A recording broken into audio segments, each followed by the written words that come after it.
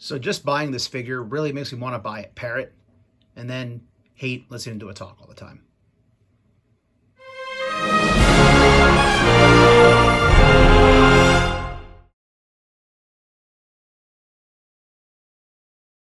Hey YouTube, what goes on? And welcome to Disavowed Action Figures, bringing you another action figure review. Today, taking a closer look at the GI Joe Classified Shipwreck figure, and of course, it's got a parrot.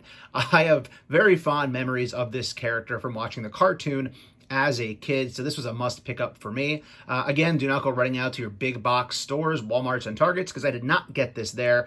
I did get it from the CMD store online at their website. Again, fond memories of watching the cartoon with this character, obviously having the parrot with him as well all the time. Right away, my brain goes to the really weird episodes where Cobra puts him in a town and tries to convince him he was never a GI Joe, and I think he had amnesia. And honestly, I rewatched those somewhat recently.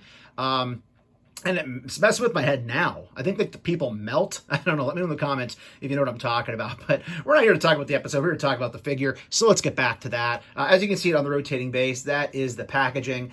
Pretty soon the cardboard packaging, I believe, is going to go bye-bye. And we'll be back to having that window in the front, which even though we don't have that here, I really do like the rendering we're getting on this. I like the box art. I like the new QR code here on the side. Obviously in the back showing us everything that he comes with. So if you're new to this channel, essentially what we're going to do is I'm going to rip this guy open. We're going to look at the aesthetics of the figure. We'll look at the accessories. We'll move him around a little bit. And then my favorite thing to do in these videos is to compare him to other figures in the GI Joe Classified line, as well as other lines as well. And here is Shipwreck out of the packaging, and he does come with a decent amount of accessories. We'll look at those momentarily. First, let's take a closer look at Shipwreck himself. So first, thoughts on the head sculpt. It's not bad.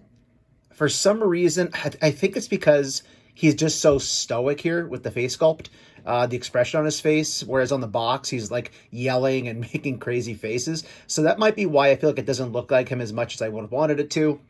We obviously get the trademark chest hair going on right there that's painted on. The overall, uniform itself is done well. We have logos on both of the shoulders that came out nice. Paint looks fine there. Obviously, the tattoos are cool. This one you can see looks much more faded. Shout out to GI Joe Jerk, kind of pointing that out in his review, that this is more of a faded tattoo, like he's had it a lot longer, whereas this one here is obviously looks newer as the paint is more well done. Again, that was intentional. That wasn't like an accident. I don't think that'll adjust for you. See right there, we get the double trigger finger hands on each side. We have some gold here on the belt buckle. We then have the holsters going around for the other accessories. We do have storage on the side for the gun. Pants look okay, some folding going on down here, bunched up down at the bottom, which that mold's obviously going to prevent the foot from going up a little bit, but we'll talk about that during articulation, not that big of a deal. But overall, I like how this guy looks. The tattoos look cool, and we're going to compare him to some other characters, some other figures with tattoos for the heck of it. Now let's look at the accessories. And again, shout out to Joe Jerk. I did watch his review somewhat recently, so I don't want to rip off anything he said. If it happens, it's accidental. So go check out his review. He's doing a great job with these GI Joe Classifieds recently. But as far as the accessories go, again, we do get a decent amount here. I'm going to jump right to the elephant in the room, which is the extra hairpiece. Now, we will pop this on in a little while to see what it looks like. I will not be using this for him on my shelf, but come on, if you're a Simpsons fan, this has to make you think of the classic Treehouse of Horror Simpsons episode where Homer actually gets the hair of Snake and gets it transplanted onto his own head, and the hair becomes alive and it attacks the kids. Literally, I'll put a clip right here. Disney, don't sue me.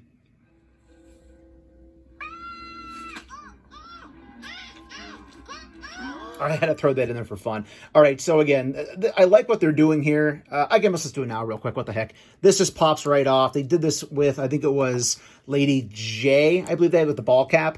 So basically, there's just a peg on the inside of the hair right there. In the back of the head, this looks really creepy when there's nothing on there. You can see it just kind of slots in the back. You just have to kind of make sure you get it over top of the ears. Fits on really well. You can see right there. It goes right around the ears. I don't know. This doesn't look as bad as I thought it was going to look.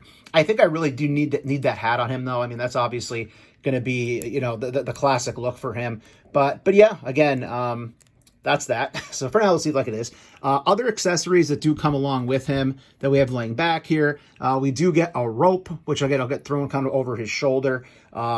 We'll actually compare that to an AEW figure later on too that I think did the same thing. The gun came out looking okay. The gun's all right. It's got the strap on it down here. Yeah, it looks good. Paint's good on it. It's very silver. So that looks cool. Of course, we get Polly. There's our awesome parrot right there. Peg on the bottom. That'll go on him for storage later on. It would have been cool if they kind of gave us like open wings or something with this, like they did with Freedom. But it's a parrot. It's not a giant eagle. I get it. So you're not really going to do that, I suppose.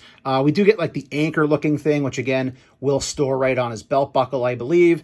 And we get the smaller gun right here. Just simple black plastic, nothing crazy. There's storage for that as well. So then, of course, we looked at that hat already, but really quickly, this being its own accessory, just kind of keys on the back. I'll usually just have this on him. But yeah, overall, GI Joe, stepped it up with what they could put in these boxes. Obviously, they own the property. It's a Hasbro property, so there's less licensing fees. So we tend to get more stuff with GI Joe than we do with other figure lines. All right, I'll tell you what. Let's see how this guy moves, and we'll get this a comparison. So you're getting your typical GI Joe Classified articulation. Arm will rotate all the way around. It will go out that far. Upper tricep cut is right there.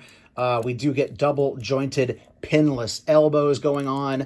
Obviously, hand will rotate all the way around like so. It's articulated for up and down vertical like so. As far as the head, rotates all the way around. Looks very far down. You can bury the chin very far back. That neck being a separate piece, you can get a lot of play with that. Attitude, again, with this sort of articulation is going to be great. Looking at you like you're crazy like that. As far as the legs are going to go, drop down hip, as always. We have the uppercut right here. We do not get a boot cut because there's not a boot, needless to say. Then we do have the double jointed knee. We'll go all the way back like so. Again, pinless there. Foot will rotate, obviously, goes down. Articulation about that far. Not very far up because of the pants being bunched up. And that's on a rocker. He will look down very far with that torso right there. And there's the hair coming off. Right, so you can see it does come off somewhat easily. Again, not easy. It's not going to fall off like that, but it will go backward about that far back. There is a cut at the waist. You can't really do too much side to side. You get a little bit there. And of course, it does have the butterfly joint going on right there in the shoulder that I always enjoy with these figures. So again, overall, your basic Joe articulation for a classified figure. And as far as Polly goes, basically the parrot can attach in two places. There's a hole right here to peg in on the rope, so it can go on the shoulder. And there's also a hole right here on the wrist that allows him to also basically chill right there. So different ways to basically store everything on this figure, which it's basically one of the things I love about GI Joe Classified is when you can basically get everything that it came with on there. Obviously, we have that extra piece of hair, which hopefully won't try to kill me in my sleep like it did Homer. In terms of some comparisons, here is GI Joe Classified Shipwreck with other GI Joe Classified figures, Snake Eyes from the Snake Eyes and Timber 2-pack, and also the Crimson Bat. So you can see that he is taller than Snake Eyes, and with the hat, he's still slightly shorter than the Bat. I'm a poet, and I didn't even know it. Here is G.I. Joe Classified Shipwreck, standing with some Valaverse Action Force figures, Party All the Time Trigger, and also the Bone Collector. I love this Trigger. I think it's because I like the way he wears his hat. And I mentioned earlier during the review about another figure that kind of has a rope, and that's AEW wrestler Hangman Adam Page. Comes with a very similar rope. That's actually not the figure that came with that rope. If you're an AEW collector, then you know that's from the abomination of a figure they first made for Hangman Adam Page, who had literally like Frankenstein-sized feet for some reason. But I put the rope with him. And then also I talked about comparing some figures that have tattoos. Here's CM Punk all tattooed up. And I have to say that these figure lines are doing a great job, you know, with getting tattoos on the figures. I think G.I. Joe Classified Rock and Roll has some tattoos as well. I don't have that yet. Let me know in the comments. I'm pretty sure that he does. And here is Shipwreck compared to a Marvel Legends being the ultimate Captain America from the Puff Adder wave, and also the Indiana Jones Adventure Series, Indiana Jones Temple of Doom, Club Obi-Wan Target exclusive figure. And you can really see here, although they're all 6-inch figures technically, you can see that Indy is rather small, being that he is basically made by the same team as the Star Wars Black Series. And you can see Cap actually looking really big and beefy here next to Shipwreck. And here is Shipwreck standing with the Mezco Toys John Constantine figure and the Neca Ultimate Elf figure. And Shipwreck standing with a Mythic Legion Templar army builder and also our favorite plunderling Feral Cheetah. And sorry for the jarring camera angle change, that had to fit this big mother fragger DC Multiverse McFarlane Toys Lobo in frame with Shipwreck. And last, and as everybody loves to say, certainly not least, here is the GI Joe Classified Shipwreck standing with the AEW Jazzwares Unrivaled Orange Cassidy. And you know what? I look at these two dudes hanging out there. I think to myself, one, I think Orange might need a parrot of his own. And two, I think Shipwreck would totally dig wearing a t-shirt with his own image on it as well. All right, overall closing thoughts on the G.I. Joe Classified Shipwreck figure. I'm digging it. I'm glad I have it. I'm actually kind of surprised it took this long to get him in the line. To me, I always think of him as one of my top probably 6 or 7 Joes. Again, I really do recall him very vividly in quite a few of the more Shipwreck-centric episodes from when I was a kid and rewatching as an adult. So he was a classic one I needed on my shelf. No, I don't collect every single G.I. Joe Classified anymore, as I've told you in the past in other reviews. But to me, if you're a G.I. Joe Classified collector, even just picking and choosing, this is one you probably need to pick up. Again, I did not find this in a store. I picked it up at CMD store online, so it was not found at brick and mortar. If you found it already in brick and mortar, let me know. I'd be curious to hear if it's hitting or not. But again, I haven't seen it out on a Toy Hunter recently. Thanks for watching, everybody. If you're new, please consider hitting that subscribe button. It is free for you. It does not cost you anything, and it helps us out tremendously on our march to 5,000 subscribers.